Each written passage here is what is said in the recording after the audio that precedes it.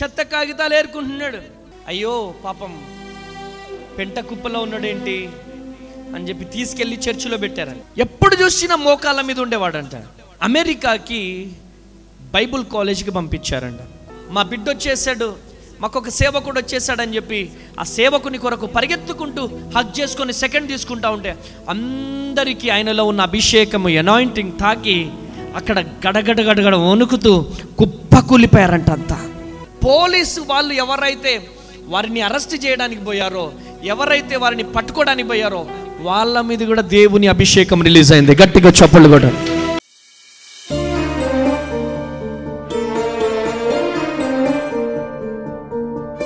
ఒక బాబు ఉన్నాడంట, Moses Paul కంటే కొంచెం చిన్నగా ఉన్నాడంట.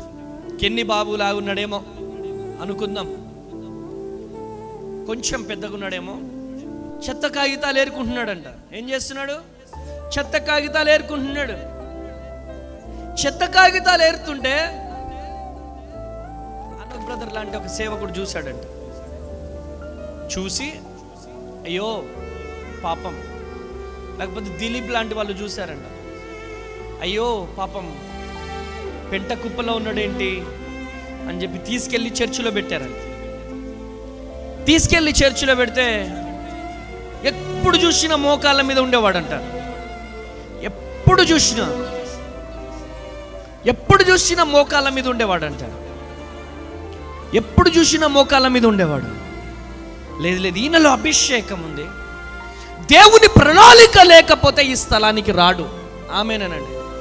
దేవుని ప్రణాళిక లేకపోతే ఈ స్థలానికి రాడు అని చెప్పి కొంచెం పెద్దగా అయిపోయిన తర్వాత అమెరికాకి బైబుల్ కాలేజీకి పంపించారంట. ఆ సంఘంలో 5 రూపాయలు 10 రూపాయలు కానుకలు వసూలు చేసి అమెరికాలో బైబుల్ కాలేజ్కి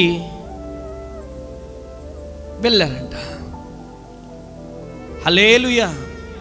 బైబుల్ కాలేజ్కి పంపించినప్పుడు ఆ బైబుల్ కాలేజీలో క్లాస్ అయిపోయిన తర్వాత వచ్చి తన దేశం గురించి, తన ప్రజల గురించి, తన సంఘం గురించి నిలువు మోకాలేసి కన్నీరు కారుస్తూ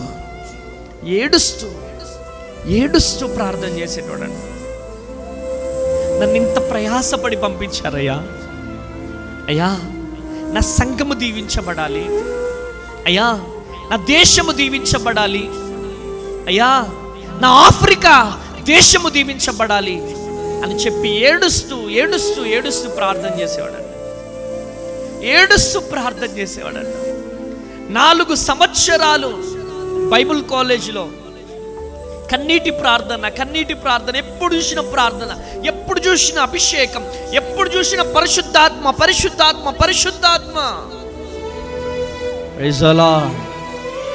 అంత అభిషేకములో మోకాళ్ళ అనుభవం, అన్య భాషలు మాట్లాడుతూ అభిషేకముతో ఉండేవాడంట ఆ దైవ సేవకులు. అయితే ఒకానొక టైం 4 years తర్వాత బైబిల్ కాలేజ్ అయిపోయింది. ఫ్లైట్లో వచ్చాడు. తనని రిసీవ్ చేసుకోవడానికి ఆ సంఘ బిడ్డలు ఒక 15 మంది పోయారు. 15 మంది పోతే మా బిడ్డ వచ్చేసాడు, మాకు ఒక సేవకుడు వచ్చేసాడని చెప్పి ఆ సేవకుని కొరకు పరిగెత్తుకుంటూ హగ్ చేసుకొని సెకండ్ తీసుకుంటా ఉంటే అందరికీ ఆయనలో ఉన్న అభిషేకము అనాయింటింగ్ తాకి అక్కడ గడగడ గడగడ వణుకుతూ కుప్పకూలిపోయారంట అంతా. చప్పట్లు కొడుతున్నారంట. ఆయనలో ఉన్నటువంటి అభిషేకం, ఆయనలో నుంచి ప్రభావము బయటికి వెళ్ళిపోయి కుప్పలు కూలిపోయి చప్పట్లు కొడుతూ అన్య భాషలు మాట్లాడుతున్నారంట. గట్టిగా చప్పట్లు కొడదామా. హల్లెలూయా. అక్కడ ఉన్నటువంటి పోలీస్ అధికారులు, ఏంటి ఇక్కడ న్యూసెన్స్, ఎయిర్పోర్ట్లో న్యూసెన్స్ చేయడానికి లేదు కదా, వాళ్ళ మీద కేసు కట్టడానికి పోయారు. పోలీసు వాళ్ళు ఎవరైతే వారిని అరెస్ట్ చేయడానికి పోయారో, ఎవరైతే వారిని పట్టుకోవడానికి పోయారో వాళ్ళ మీద కూడా దేవుని అభిషేకం రిలీజ్ అయింది. గట్టిగా చప్పట్లు కొట్టారు. హల్లెలూయా.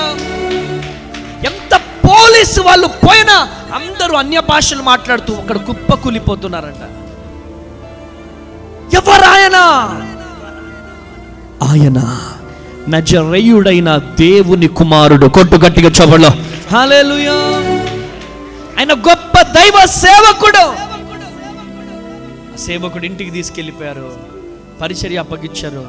ఘనమైన పరిచర్య, మామూలు పరిచర్య. ఎక్కడికి వెళ్ళినా స్టేడియాలు నిండిపోతున్నాయి, ఎక్కడికి వెళ్ళినా అద్భుతాలు సూచక్రియలు జరుగుతున్నాయి. ఇలా నడుస్తూ వెళుతుంటేనే దయ్యాలు గడగడలాడేటి. ప్రియమైనటువంటి దేవుని బిడ్డలారా, ప్రైజ్ ది లార్డ్, హల్లెలూయా, కృప కలుగునుగాక. Praise the lord.